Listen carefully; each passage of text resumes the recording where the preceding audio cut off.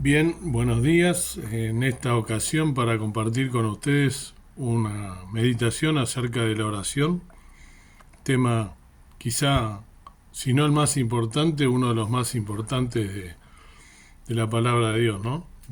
Para todos aquellos que somos creyentes, cristianos, que hemos creído en Cristo como nuestro Salvador.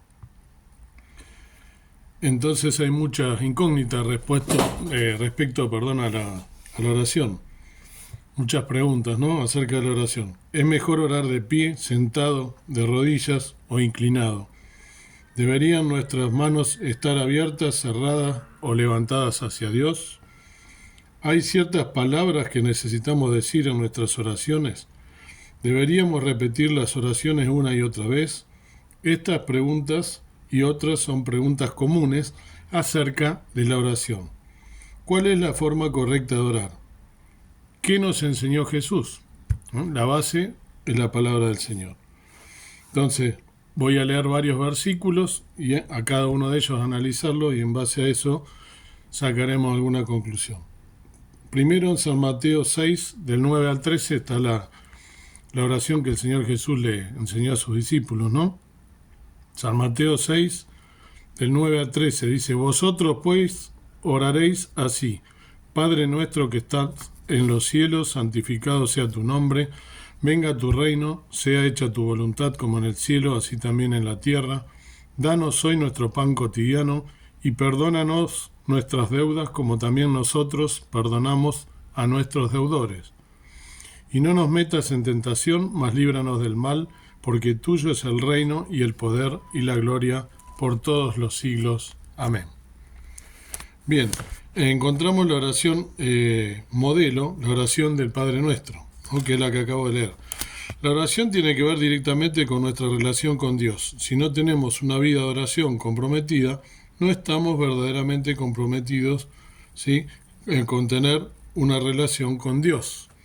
La palabra hebrea para orar es un verbo reflexivo, es decir, que algo sale y algo se devuelve. Por lo tanto, debemos esperar una respuesta de Dios.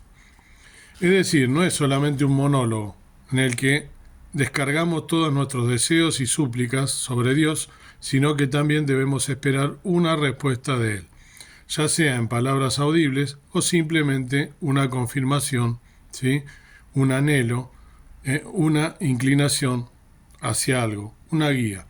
Deberíamos tener una respuesta de Dios. No te apresures al orar.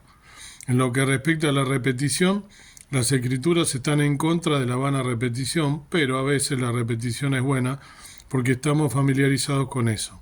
Se trata de una oración con fundamento bíblico.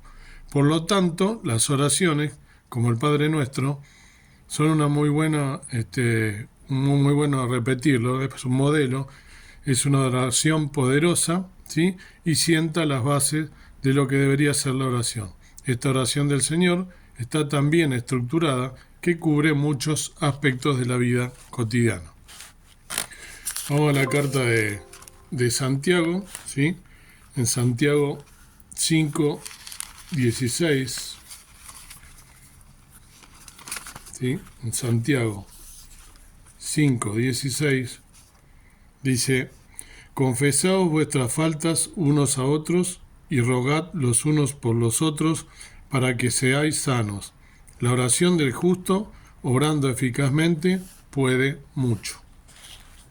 Esto destaca la importancia de confesar los pecados, pero es muy importante confesar ante Dios, a Dios. Los judíos tienen una oración en Yom Kippur, ¿no?, el día del perdón, que se llama Al-Het, que significa por el pecado. Es una larga lista de todos los pecados que uno puede cometer. Y cuando la recitan cada año, no debe ser una vana repetición, sino que hay cosas que se mencionan en esa oración. Al enumerar posibles pecados, ¿sí?, que al que ora lo hacen entrar en convicción.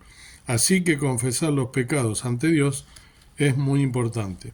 A veces tenemos un amigo cercano con el que podemos hablar y revisarse el uno al otro para poder confesarse y ser vulnerables.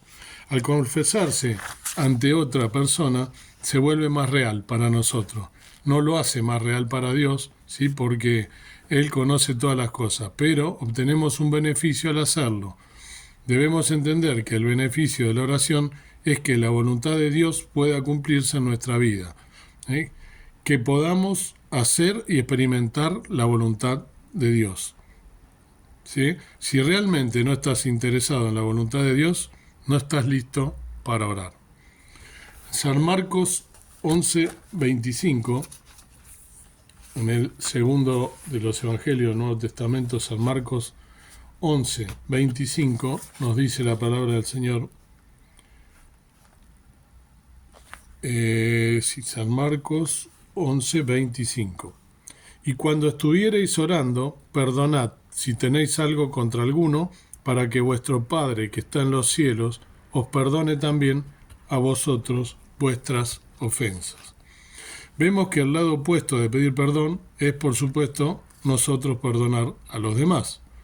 Es muy importante ser una persona capaz de perdonar a los demás. Muchas veces las personas hacen algo y es posible que no tuvieran la intención que creímos, ¿sí?, que tenían al hacerlo. Otras veces sí, la tenían y realmente lo lamentan. Al igual que nosotros lamentamos nuestros pecados ante Dios y por lo tanto la madurez espiritual consiste en ser capaces de dejar de lado nuestros sentimientos, nuestras heridas, nuestro orgullo quizás, y estar dispuestos a perdonar, verdadera y sinceramente, a alguien. Esto tiene un efecto maravilloso en la persona que perdona. Incluso si la otra persona no confiesa sus pecados o pide perdón, no hay que aferrarse a ello. No se produce nada bueno por tener resentimiento y enojo contra alguien. Obviamente, estamos en este cuerpo y tenemos estos sentimientos, pero oremos para dejarlos ir. En el judaísmo, en la oración para antes de dormir, llamada el Yemá, que se hace en la cama, una de las cosas que se pide al orar, es algo maravilloso, es que perdonemos a todas las personas. Se le pide a Dios que no le aplique ningún castigo por lo que nos pudo haber hecho alguna persona. Se trata de soltar todas esas cosas, todo sentimiento negativo. Cuanto más hacemos esto, más fácil será hacerlo. Te das cuenta de que si alguien te hizo algo, quizá estaba espiritualmente débil en ese momento, o quizá estaba pasando por un mal momento en sus vidas. Sea lo que sea, perdonar siempre es beneficioso para la persona que perdona. Por lo tanto, esa parte del perdón es una parte fundamental para poder orar efectivamente por los demás y por uno mismo. Primera Pedro 3:12. Primera Pedro 3:12 nos dice el apóstol Pedro: porque los ojos del Señor están sobre los justos y sus oídos atentos a sus oraciones, pero el rostro del Señor está sobre aquellos que hacen mal. Los justos es la segunda vez que lo mencionamos, ¿no?, en relación a la oración. Los mandamientos de la Biblia no son algo que a los hombres los haga justos. Nadie se hace justo por las obras de la ley. Todos estamos de acuerdo en eso, ¿sí? Es bíblico. Pero la ley puede definir lo que es justo e injusto. Y también analizamos los mandamientos, ¿sí? Entramos en convicción y queremos hacer lo correcto. La justicia es importante por varias razones. En primer lugar, desear la justicia, hacer lo que es justo, nos acerca más a la voluntad de Dios. Eso trae una unción más poderosa sobre nosotros, trae la provisión de Dios a nuestra vida.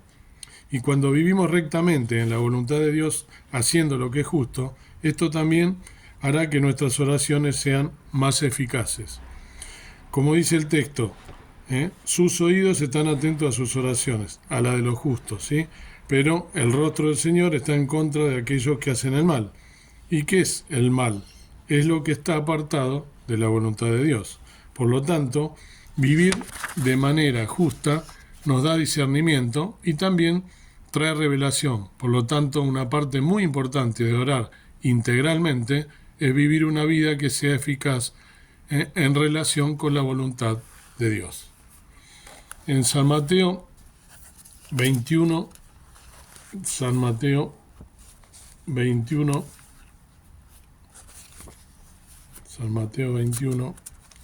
que lo tengo, San Mateo 21, 21 y 22, nos dice la palabra del Señor. Y respondiendo Jesús les dijo: de cierto os digo que si tuviereis fe y no dudareis, no solo haréis esto de la higuera, mas si a este monte dijereis: quítate y échate en la mar, será hecho. Y todo lo que pidiereis en oración creyendo, lo recibiréis. Aquí dice, puedes decirle a este monte, ¿sí? Y en uno de los pasajes, o en uno de los evangelios de este pasaje paralelo, el contexto es en el Monte de los Olivos. Eso es importante, porque en el Monte de los Olivos se moverá, será arrancado y arrojado al mar, ¿sí? Eso tiene relación con el establecimiento del reino de Dios. Y dice acerca de lo que se hizo con la higuera. Israel es la higuera, ¿sí? Por supuesto. Aquella que él maldijo por no dar fruto. ¿Cuándo se supone que debemos dar fruto?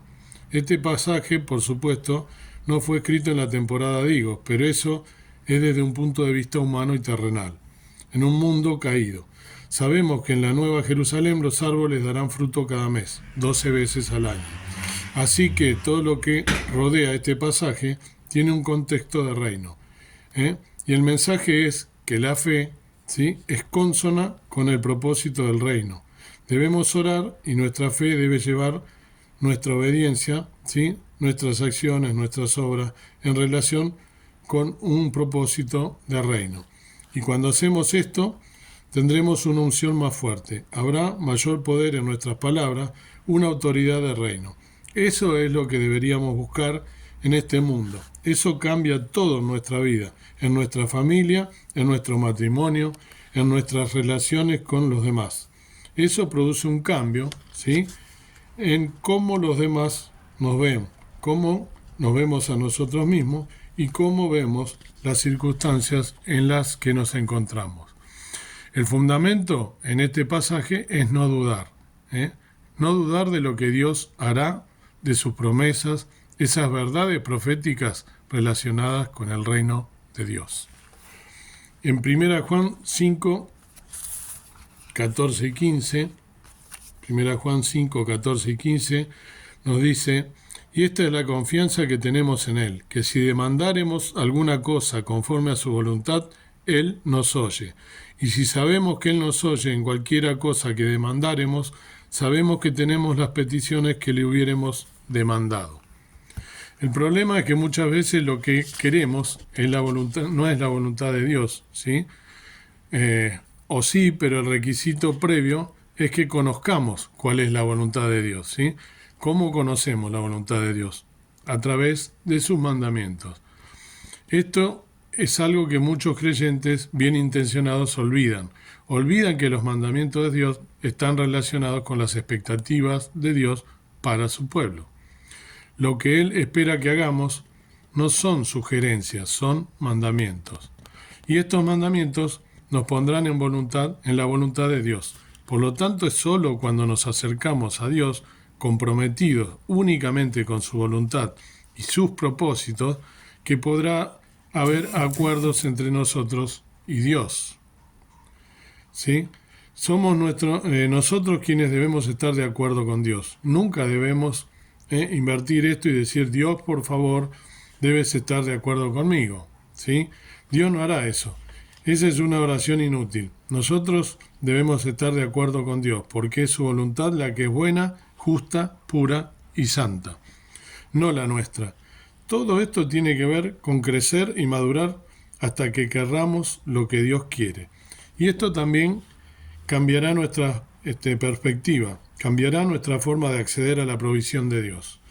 Y esta unción que proviene de la voluntad de Dios para mantener y lograr sus propósitos en nuestra vida. Santiago 4:3. Santiago 4:3 dice: Pedís y no recibís porque pedís mal para gastar en vuestros deleites. Hay gente que busca, inclusive muchos líderes de las iglesias, que Dios sea como su genio de la lámpara de los deseos. Oran por un jet privado, ¿sí? Oran por un auto deportivo, por todas esas cosas. Este versículo es muy crítico, ya que dice claramente que gastan en sus deleites. No son personas centradas en el reino de Dios, sino en el reino de sus placeres y deleites. Por lo general, nuestros placeres y la justicia de Dios no están vinculados. Es nuestra esperanza que, a medida que maduremos más, lo que nos dé placer sea la voluntad de Dios. Pero cuando alguien es espiritualmente inmaduro, lo que le complace, lo que le da placer, lo que esa persona desea, son cosas que no tienen nada que ver con la justicia de Dios. Porque mis placeres, ¿sí? El texto dice vuestros placeres, ¿sí? Pero hagámoslo personal. Mis placeres no manifiestan la gloria de Dios. Por lo general tienen un propósito, que es la gratificación de la carne, de mi carne. Esto no es madurez espiritual, es exactamente lo contrario. Lo que es blasfemo para Dios y una idolatría cristianizada es pensar que lo que le interesa a Dios es nuestro placer. Ahora bien, ¿Dios es un Dios bueno? Claro que sí. ¿Es un Dios generoso? Por supuesto. ¿Es un Dios bendito? Sí lo es. Pero lo que debemos comprender es que para el hombre interior es agradable estar en la voluntad de Dios y ser usado por Dios. Eso es lo que trae un gozo sobrenatural a nuestra vida. Y aquí está el problema. La gente está siendo engañada y está confundiendo ese gozo espiritual que está arraigado a la obediencia a la voluntad de Dios y piensan que la gratificación de la carne es el gozo que Dios quiere darnos. No, la gratificación de la carne proviene del enemigo. Ese gozo espiritual y sobrenatural que sobrepuja o sobrepasa todo entendimiento es lo real. Hebreos 4:16, en Hebreos 4:16, dice: lleguémonos pues confiadamente al trono de la gracia para alcanzar misericordia y hallar gracia para el oportuno socorro. Creo que esa es la confianza que debemos tener como creyentes. Solo por el sacrificio tan enorme de Jesús, ¿sí? Todo este pasaje comienza con nuestro gran sumo sacerdote. Recordemos su sacrificio en la cruz, su obra de redención, cuando Él fue crucificado y murió. Sabemos que el velo del templo, el parojet, como se dice en hebreo, se rasgó de arriba abajo. Y creo que hay una conexión entre eso y tener acceso al trono de la gracia. Esto nos dice algo. La gracia está relacionada con la voluntad de Dios. Dios nos da gracia a ti y a mí, a todos los creyentes, para que su voluntad se cumpla. Nunca debemos olvidar la relación entre la gracia y la voluntad de Dios. Así que cuando dice, para alcanzar misericordia y hallar gracia para el oportuno socorro, hay un tiempo en el que necesitamos socorro. Tal vez sea yo quien tiene una necesidad, o tal vez sea alguien más, y esta gracia me ayuda a trabajar y servir a Dios para que la voluntad de Dios se cumpla en la vida de otra persona, o como dije antes, tal vez en mi propia vida. Pero este es el propósito. Nos acercamos a Dios para que las necesidades puedan ser satisfechas y puedan ser necesidades básicas, ¿sí? Pero sospecho que en este contexto estas necesidades que se deben satisfacer son las cosas que necesitamos para que la voluntad de Dios se haga realidad en nuestra experiencia diaria. Eso es muy importante y solo a través de Jesús y su obra puede convertirse en realidad en nuestras vidas. La carta de Pablo, la primera carta de Pablo a los tesalonicenses, ¿sí? Primera Tesalonicenses, entonces, ¿no? Nos dice, aquí está, la carta primera de Tesalonicenses 5:17 nos dice: orad sin cesar. Es uno de los versículos más cortos. Esa perseverancia, esa comunicación con Dios es tan crucial. Cuando escucho este versículo pienso en una experiencia que le pasó a Nehemías, ¿sí? Si miras a Nehemías, él fue alguien que oró durante meses por algo, pero cuando llegó el momento que eso se hiciera realidad, hizo una breve oración. Y debemos ver que ambas cosas no son contradictorias, sino que van de la mano. A veces necesitamos orar y lleva tiempo. ¿Por qué? Tal vez necesitamos cambiar, tal vez alguien más necesita cambiar.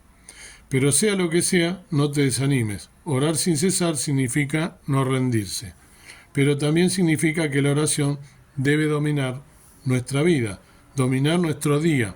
Y por eso me gusta el estándar bíblico, ¿no?, de orar, ¿sí?, por la mañana y también al mediodía.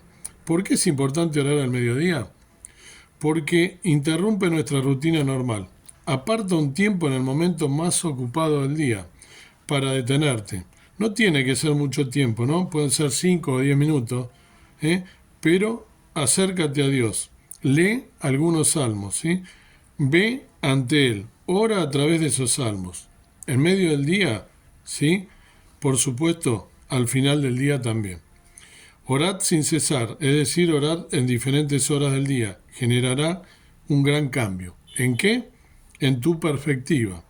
Si pudiera decir solo una cosa de la oración, sería que la oración, cuando es fiel, efectiva y es constante, ¿sí?, y esa es a lo que eso se refiere al decir orar sin cesar, ¿sí?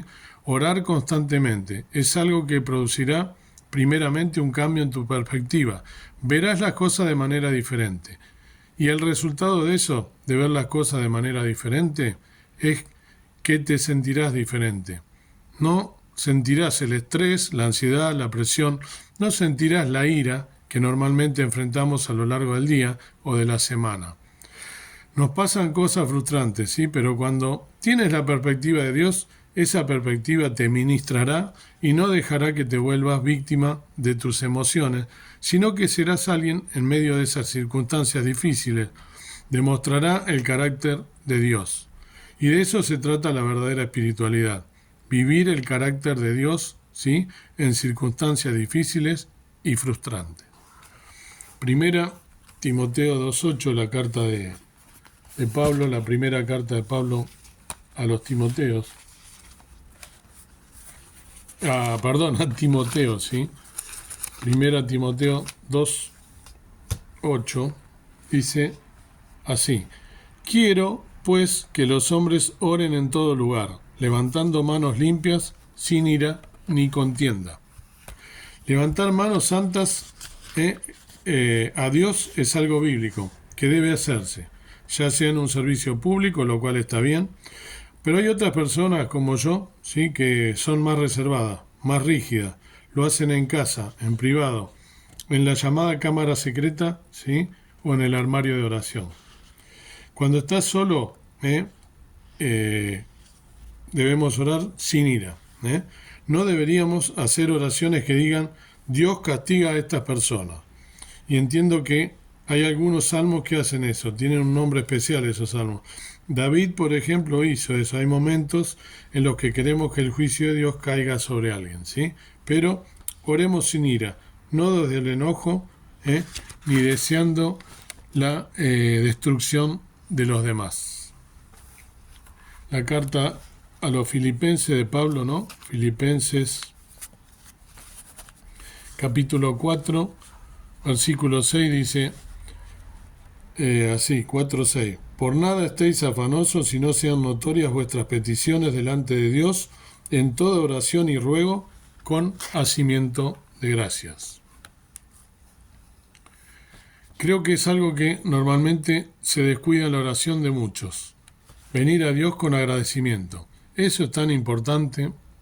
Reconocerlo en todos tus caminos y venir a Él con acción, con hacimiento de gracias. La madurez espiritual es reconocer que debemos agradecer a Dios por todas las cosas. Y a medida que crecemos y maduramos, ¿sí?, reconoceremos más cosas por las cuales estar agradecidos. Hay cosas que son fáciles de agradecer, ¿no? Como cuando Dios nos bendice, cuando la vida va bien. Pero cuando una persona está pasando por un momento difícil, ya sea quizá por un miembro de la familia o lo que fuese, debemos reconocer y estar agradecidos por los momentos difíciles, porque son oportunidades para crecer, oportunidades para experimentar a Dios, para servirle, ¿sí? Para ser utilizados por Dios, para ver obrar a Dios en una situación. Y cuando hacemos eso, crecemos y maduramos. David oró de manera tan efectiva que venció a un gigante. Quizá cuando tenemos esos momentos difíciles te estás preparando para momentos aún más difíciles. David peleó siendo pastor con leones y osos, ¿sí? Y luego derrotó al gigante Goliat. Cuando pase ese momento, debes seguir agradeciendo. Dios, gracias a tu ayuda, he podido superar este momento. Estas cosas son fundamentales para crecer, madurar y ser utilizados por Dios. En San Juan 14, 13 y 14, San Juan 14, 13 y 14 nos dice así: y todo lo que pidierais al Padre en mi nombre, esto haré para que el Padre sea glorificado en el Hijo. Si algo pidierais en mi nombre, yo lo haré. Aquí se debe enfatizar en mi nombre. Una persona inmadura diría que mi nombre tiene algo especial. Y sí, tiene algo especial, es el nombre de Jesús. Pero cuando dicen mi nombre se refiere a en mi carácter. Ahí está la clave. Cuando oramos en el carácter de Jesús, hay una relación estrecha entre su carácter y su voluntad. Si nuestro carácter refleja este mundo, será nuestra voluntad mundana. Pero cuando nuestra vida es con el carácter de Jesús, nuestra vida estará basada en lo espiritual y en aquellas cosas que van más allá de este mundo. No tendremos una mentalidad temporal, sino que tendremos la mentalidad puesta en lo eterno. Es decir, mentalidad de reino. Queremos crecer y madurar. Un ejercicio muy efectivo consiste en tomar uno de los evangelios, cualquiera sea, ¿sí? Y observar el carácter de Jesús.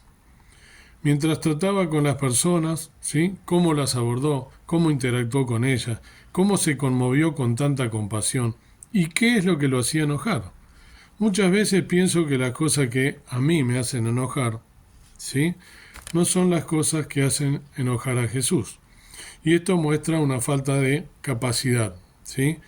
Muestra una forma equivocada de pensar, ¿sí? Muestra inmadurez en mi vida. Así que descubrir el carácter de Jesús a través de la Escritura, ¿sí?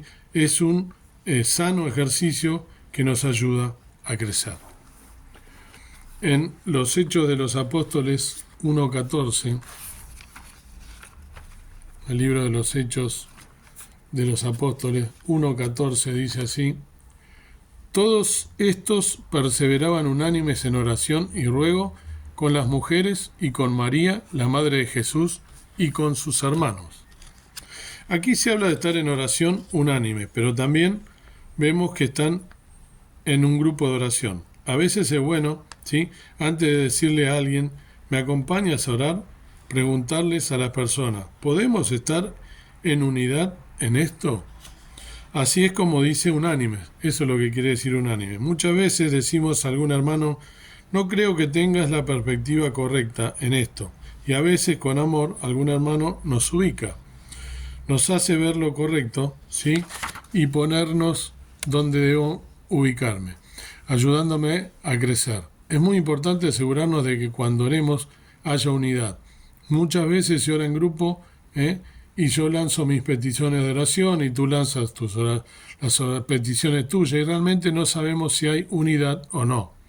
Así que a veces es bueno dar ese paso previo de compartir lo que vamos a orar y preguntar a la gente si podemos estar en unidad en ello.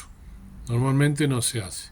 Aquí dice que debemos hacerlo, presentar nuestras oraciones y ruegos o súplicas. Si revisamos la palabra súplica en griego, está relacionada con la gracia. Es un deseo que la gracia esté presente en una situación. Así que debemos ayudar a ejercitar nuestra mente para tener una oración eficaz y que haya unidad entre todos los que están orando. Puede haber cosas en las que haya desunión. Esas cosas deben dejarse de lado, ¿sí? Debe haber un acuerdo y debemos ayudarnos mutuamente a alcanzar ese acuerdo. Bien, algunos errores comunes. San Mateo 18:20. San Mateo 18:20 nos dice la palabra del Señor. San Mateo 18:20. Porque de donde están 2 o 3 congregados en mi nombre, allí estoy en medio de ellos. Hay personas que piensan que para orar sí o sí aquí interpretan que hace falta 2 o 3 personas, ¿sí? En este caso, ¿no? Dios, así haya 2, 3 o 100 personas, siempre va a estar en medio nuestro si estamos reunidos en su nombre. Eso es lo importante. Esto es lo más importante. Él no nos desamparará. Su espíritu mora en nosotros, pero en este contexto significa yo estoy allí en medio. Lo más importante es la manera en que oramos, cuando lo hacemos humildemente, haciendo intercesión por otros. Esto sucederá. Dios estará entre nosotros independientemente del número de personas que haya.